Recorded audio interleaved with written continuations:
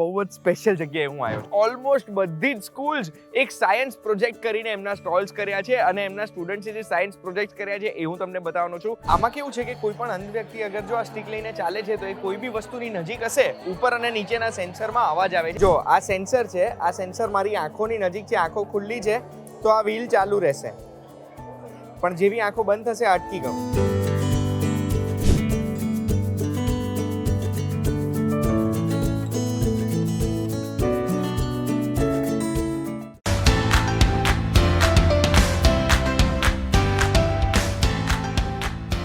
હાય, એક વાત કહું, આપનું સ્વાગત છે. મારું નામ છે ગુંજ ઠક્કર અને આજે આપણો સવાલ એ જ છે કે આપણી આવનારી પેઢીનું ભવિષ્ય શું, એનો જવાબ મેળવવા માટે બહુ જ સ્પેશિયલ જગ્યાએ હું આવ્યો છું. હિંમતનગરના સ્વામિનારાયણ મંદિરમાં, જ્યાં સ્પાર્ક 2024 યોજાવાનું છે. શું છે આ સ્પાર્ક 2024? તો સાબરકાંઠાનું સ્વનિર્ભર શાળા સંચાલક મંડળ ઓર્ગેનાઇઝ કર્યું છે સ્પાર્ક 2024, જેમાં બે વસ્તુ થવાની છે. એક તો સાબરકાંઠા જિલ્લાની ઓલમોસ્ટ બધી જ સ્કૂલ્સ એક સાયન્સ પ્રોજેક્ટ કરીને એમના સ્ટોલ્સ કર્યા છે અને એમના સ્ટુડન્ટ્સે જે સાયન્સ પ્રોજેક્ટ કર્યા છે એ હું તમને બતાવવાનો છું. અને બીજું, આ સ્ટુડન્ટ્સનું કરિયર કાઉન્સેલિંગ થવાનું છે, જે કરિયર કાઉન્સેલિંગ જેન્યુઅલી 8th થી 10th ની વચ્ચે શરૂ થઈ જવું જોઈએ, જેનાથી સ્ટુડન્ટ્સને એકચ્યુઅલ પાથ ખબર પડે. તો ચલો મારી સાથે, હું તમને સ્ટુડન્ટ્સના અલગ અલગ ક્રેઝી પ્રોજેક્ટ્સ બતાડું અને એના પછી કાઉન્સેલિંગ સેશનમાં શું થવાનું છે એ પણ હું તમને બતાવવાનો છું. ચલો.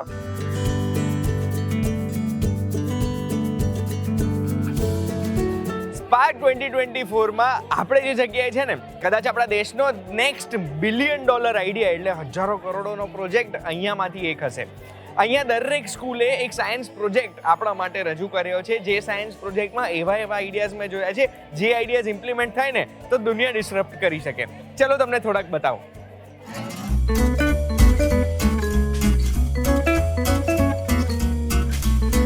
આ પ્રોજેક્ટ મને એક્સપ્લેન કરી શકશો? આમાં કેવું છે કે કોઈ પણ અંધ વ્યક્તિ અગર જો આ સ્ટિક લઈને ચાલે છે તો એ કોઈ બી વસ્તુની નજીક હશે, ઉપર અને નીચેના સેન્સરમાં અવાજ આવે છે. આ પ્રોજેક્ટ શેના માટે છે? ગાડી ચલાવતા ચલાવતા આંખો બંધ થઈ જાય, ઝોકું આવી જાય તો ગાડી ઓટોમેટિકલી બંધ થઈ જાય. જો આ સેન્સર છે, આ સેન્સર મારી આંખોની નજીક છે, આંખો ખુલ્લી છે તો આ વ્હીલ ચાલુ રહેશે, પણ જેવી આંખો બંધ થશે અટકી ગયું. સ્પાર્ક 2024માં રોયલ ટેકનોસોફ્ટ પી લિમિટેડનો પણ સ્ટોલ મેં જોયો. સૌથી પહેલા સ્ટુડન્ટ્સનું મેં કોડિંગ કરેલું એ ડિવાઇસ જોયું, જેમાં આપણે જે લખવું હોય લખી શકીએ. હું શું લખવાનો છું એ તો તમે ગેસ કરી જ શકશો. આ ટેમ્પરેચર સેન્સર છે, સેમ આર્ડિનો બોર્ડથી કનેક્ટેડ છે. ઓકે. અને આ ટેમ્પરેચર સેન્સર અહીંયા current room temperature, heat index ને બધું બાઇનરીમાં લઈને આપણાને અહીંયા આર્ડિનોમાં બાઇનરીમાંથી અને પછી આપણે લેપટોપમાં કન્વર્ટ કરીને કોઈ બી આપણી લાઇટ છે કે ફેન છે એ બધું આપણે ફોનથી ઓપરેટ કરી શકીએ છીએ. તો મારું આ જે સ્મોલ પ્રોજેક્ટ છે એ જ બતાવે છે. તો જો આ ચાલુ કરીશ તો આ ફેન ચાલુ થઈ જશે. અને આ સ્ટુડન્ટ્સે જાતે બનાવેલું છે. ये प्रोजेक्ट बेसिकली आप स्ट्रीट लाइट्स देखना है. स्ट्रीट लाइट्स में दिन में लाइट्स बंद होती है बट रात को चालू होती है, तो वहाँ पे कोई बंद चालू करने नहीं जाते. अगर लाइट होगा तो ऑटोमेटिक बंद हो जाएगा. हाँ, ऑटोमेटिक बंद हो जाएगा. ओके. और लाइट नहीं होगा तो वो अपने आप स्टार्ट हो जाएगा. એટલે સેન્સર જેવું સેન્સ કરશે કે અંધારું થઈ ગયું એવો બલ્બ ચાલુ, જેવી લાઇટ સેન્સ કરશે એવો બલ્બ બંધ થઈ જશે. So this is for water level sensing. ये जो सेंसर है वो वाटर को सेंस करेगा कि कितना लेवल है वाटर. अभी लो लेवल है तो एलईडी लो है, थोड़ा सा अंदर डालोगे तो मीडियम हो जाएगा, ये और डालोगे तो ग्रीन हो गया. तो मेन एप्लीकेशन इसकी जैसे वाटर टैंक्स होते हैं उसमें पानी भर गया तो मोटर बंद हो जाएगी. सेंसर चेक कर लेगा और मोटर बंद हो जाएगी. और नॉर्मली 3 लेवल पे ही होता है उसमें. नहीं, हम जितने चाहे उतने कर सकते हैं. अभी मेरा जो कोड है ना वो हाँ. 3 लेवल के हैं. हाँ. जितने चाहे वो उतने कर सकते हैं. VR ટેકનોલોજી પણ રોયલ ટેકનોસોફ્ટના સ્ટોલ ઉપર આપણે જોઈ શક્યા. તો આ છે માઇક્રોસોફ્ટ હોલોલેન્સ 2 એટલે કે AR, ઓગમેન્ટેડ રિયાલિટી. 3 ટાઈપની રિયાલિટી હોય છે. એક હોય છે VR, જે વર્ચ્યુઅલ રિયાલિટી આપણે કહીએ છીએ, અને એક છે આ AR એટલે કે ઓગમેન્ટેડ રિયાલિટી, કે જેની અંદર તમારી સામે તમારું એક કોમ્પ્યુટર જ એક ચશ્માના રૂપમાં આવી જશે. એટલે કે આ ચશ્મા હું અહીંયા પહેરું અને એક વ્યક્તિ અમેરિકામાં પહેરે, અને બંનેને જો આપણે કનેક્ટ કરી દઈએ તો બંને એક જ રૂમની અંદર હોય એવો અહેસાસ કરી શકે છે.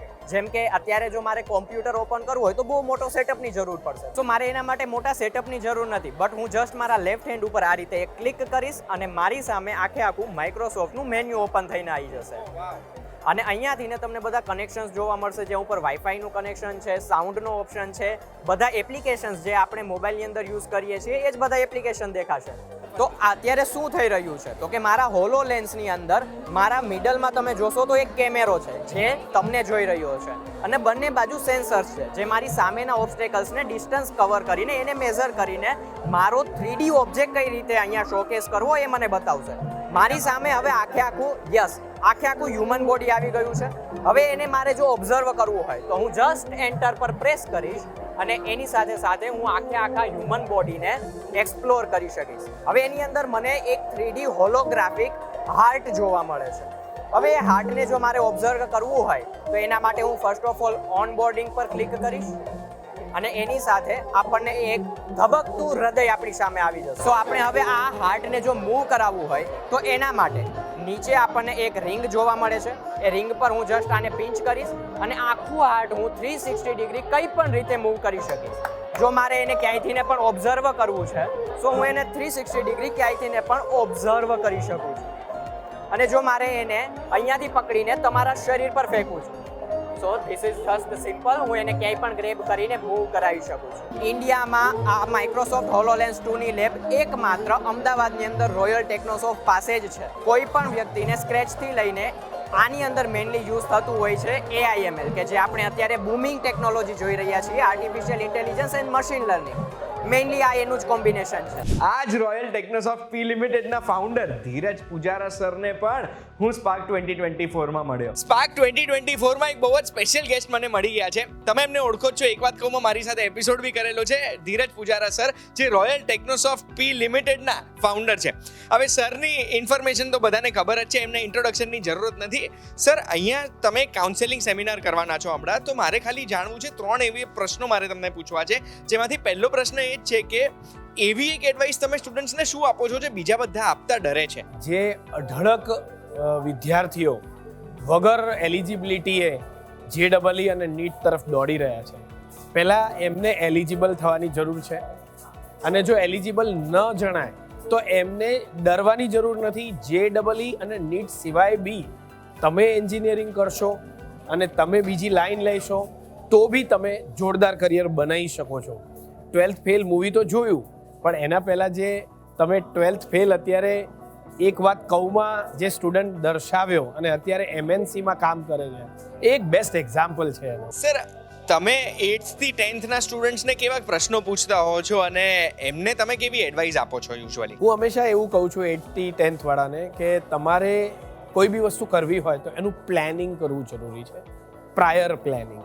એટલે હું 12માં છું અને હવે 12મા પછી અમેરિકા જવા માંગુ છું, તો એનું પ્લાનિંગ મારે 8માંથી કરવું જોઈએ. મારે ગ્રેજ્યુએશન પછી અમેરિકા જવું છે કે US કેનેડા જવું છે કે લંડન જવું છે, તો એનું પ્લાનિંગ મારે 12th પછી જ્યારે અંડર ગ્રેજ્યુએશન ચાલુ થાય એનું કરવું જોઈએ.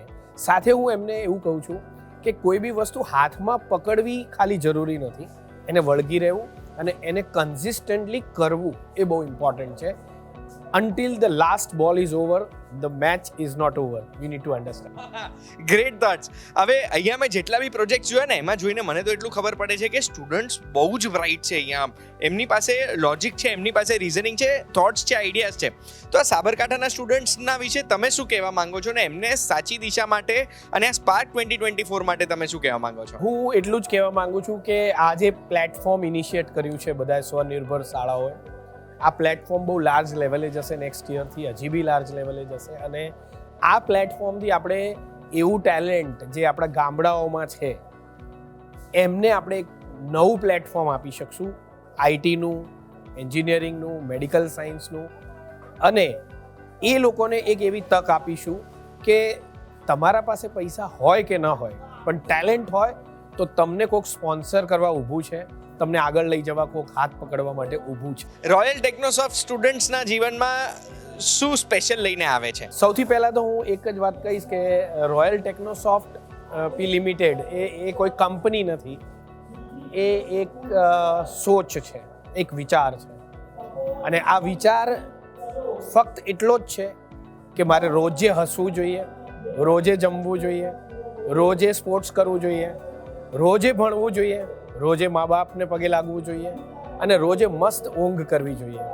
હું એવું ન કરી શકું કે 5 વર્ષ કમાઈશ, પછી 5 વર્ષ જલસા કરીશ, પછી 5 વર્ષ મમ્મી પપ્પાને પગે લાગીશ ને પછી 5 વર્ષ મંદિર જઈશ. I will have to do every activity every day, and that is known as covering the circle daily. Thank you so much sir, તમે સમય આપ્યો. હવે તમારું સેમિનાર છે, સેમિનાર જોવા માટે અમે ઉત્સુક છે અને સ્ટુડન્ટ્સને તમે શું માર્ગદર્શન આપો છો એ પણ જોવા માટે અમે ઉત્સુક છે. Thank you so much. Thank you very much. સરને મળ્યા પછી ઘણા બધા રોયલ ટેકનોસોફ્ટ લિમિટેડના સ્ટુડન્ટ્સને પણ હું મળ્યો. 5 મહિના પહેલાં મેં ધીરજ સર સાથે ફ્રી કાઉન્સેલિંગ કર્યું હતું અને પછી ધીરજ સર એવું કહ્યું કે બી ગ્રુપ છોડીને મીન્સ કે 12th બાયોલોજીમાં મારે ઓછા પર્સન્ટેજ હતા, તેથી મને MBBSમાં એડમિશન નહોતું મળ્યું. તો ધીરજ સરના ગાઈડન્સ નીચે મેં આઈટી પ્રોગ્રામિંગ ચાલુ કર્યું. અત્યારે હું ગ્રોમર કોલેજમાં BCA કરી રહી છું અને સાથે સાથે રોયલ ટેકનોસોફ્ટમાં કોડિંગ પણ શીખી રહી છું અને મારે ફૂલ પિરામિડનો કોર્સ ચાલુ છે હાલ આઈટીનું. એકચ્યુઅલી હું 12th સાયન્સ મેં પૂરું કર્યું છે અને એમાં મારે બાયોલોજી હતું, પણ મારે બાયોલોજીમાં નીટમાં ઓછા માર્ક્સ આવવાને કારણે મને MBBS કે કોઈ પણ મેડિકલ ફિલ્ડમાં એડમિશન ના મળી શક્યું. તેથી મને ધીરજ સરે ગાઈડન્સ કર્યું કે તું કોમ્પ્યુટર ફિલ્ડમાં જા એમ. તો ધીરજ સરનો સેમિનાર જ હતો અહીંયા જ સ્વામિનારાયણ મંદિરમાં, તે મેં અટેન્ડ કરેલો ફ્રી કેરિયર સેમિનાર હતો અને એમાંથી મને ગાઈડન્સ મળ્યું કે મારે આઈટી ફિલ્ડમાં જવું જોઈએ. તો પછી મેં ત્યાંથી કાઉન્સેલિંગ કરાવ્યું અને મને આ ફિલ્ડમાં જવાની પ્રેરણા મળી. હું રોયલની અંદર ફૂલ પિરામિડનો અત્યારે કોર્સ કરી રહ્યો છું કે જે 3.5 વર્ષનો છે અને રોયલમાં જોઈન કર્યા પછી મારામાં ઘણો બધો એવો ચેન્જ આવી ગયો છે કે લાઈક સરે એક તો સૌથી પહેલાં મને એક યજ્ઞ શીખવાડ્યું છે, અગ્નિહોત્ર યજ્ઞ, કે જે હું સવારે સૂર્યોદય અને સાંજે સૂર્યાસ્ત ટાઈમે આ બંને ટાઈમ કરું છું અને એનાથી પણ મારી લાઈફમાં ઘણો બધો ચેન્જીસ આવી ગયો છે. અને ધીરજ સરે એક ખૂબ એવી સારી એવી ઓપોર્ચ્યુનિટી મને આપી છે પાર્ટ ટાઈમ જોબની, કે જેથી કરીને હું ત્યાં ભણું પણ છું અને સાથે સાથે સ્ટુડન્ટ્સને ભણાવું પણ છું. 11:30 વાગી ગયા છે ને હવે ટાઈમ થઈ ગયો છે ધીરજ પૂજારા સરના કરિયર કાઉન્સેલિંગ સેમિનારનો. તો એ બતાવવા હું તમને લઈ જાઉં છું. ચલો.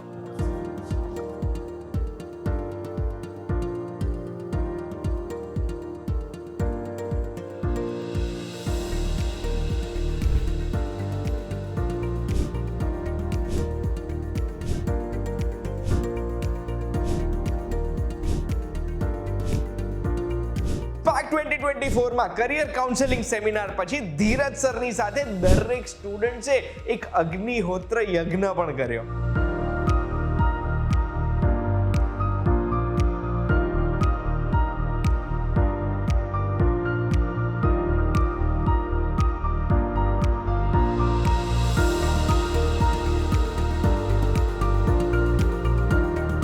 સાબરકાંઠામાં હિંમતનગરમાં સ્વામિનારાયણ મંદિરમાં સ્પાર્ક 2024માં આવ્યા ને ત્યારે આપણને ખબર પડી એક વસ્તુ કે સ્પાર્ક દરેક વ્યક્તિમાં હોય છે, એમને બસ એક ઓપોર્ચ્યુનિટીની જરૂરત હોય છે. આઈ થિંક આવી ઇવેન્ટ્સથી આપણા વિદ્યાર્થીઓમાં જે ઓલરેડી આટલા ટેલેન્ટેડ છે એમને એ સ્પાર્ક મળી જશે, એમને ઓપોર્ચ્યુનિટી મળી જશે અને એ ઓપોર્ચ્યુનિટીથી મને તો 100% ગેરંટી છે કે નેક્સ્ટ ફેસબુક, ટેસ્લા, સ્પેસએક્સ, ગૂગલ કે કોઈ પણ $multi-million, $billion કંપની પણ આપણા ગુજરાતમાંથી, આપણા સાબરકાંઠામાંથી આવી શકશે. આજના વિડીયોની માહિતી તમને ગમી હોય અને આવી ઇવેન્ટ્સ જો તમારા એરિયામાં ક્યાંય થાય છે તો કમેન્ટમાં મને જણાવજો. આપણા વિદ્યાર્થીઓ આપણું ભવિષ્ય છે અને એ વિદ્યાર્થીઓને સપોર્ટ કરવામાં આપણે જેટલી હેલ્પ કરીશું એ ઓછી જ પડશે. આ વિડીયોની માહિતી દરેક વ્યક્તિ સુધી પહોંચાડજો અને આવી જ માહિતી માટે એક વાત કહું, જોતા રહેજો VTVGujarati.com પર. આપણે ફરી મળીશું. બાય.